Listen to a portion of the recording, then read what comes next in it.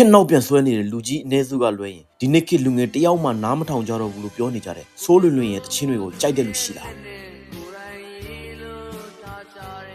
ရှင်းရှိတ်လိုက်ဗျာကျွန်တော်လည်းကြိုက်လို့ပါမင်းတို့မကြိုက်ဘူးပြောနေတဲ့လူကြီးကကိုင်းစားတို့လွှမ်းမိုးတို့ရဲ့တမိုင်းဝင်နာမည်ကြီးတခြင်းတွေကိုရေးပေးခဲ့တဲ့တခြင်းရေးဘရင်ကြီးကွာ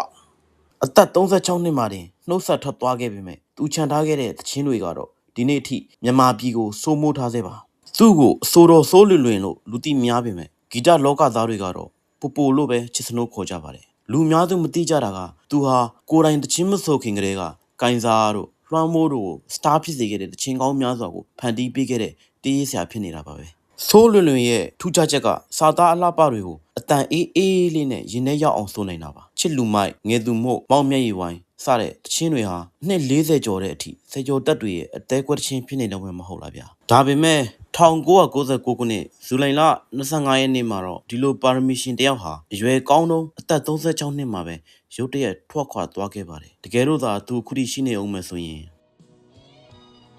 သူ့ရဲ့တခြင်းတွေထဲမှာတင့်ရည်ပတ်တဲ့အထိအထိကရဆုံးတခြင်းကပါလဲ